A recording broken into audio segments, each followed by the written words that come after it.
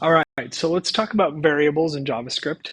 Variables are a very important part of any scripting language or any programming language because that allows us to create programs that interact with various user inputs or the environment. So variables are super important, and JavaScript is no exception to that.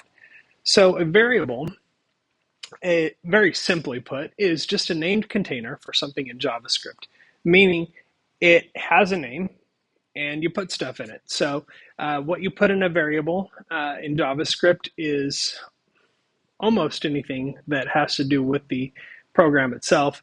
On the simple side, you could put a number, you could put a string, which is a list of characters, like a person's name.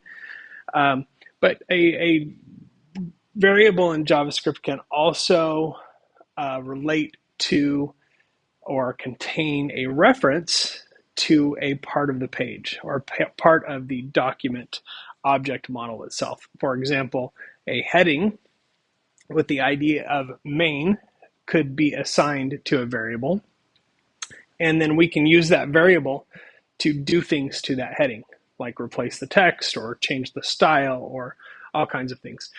So variables in JavaScript, very important, very useful.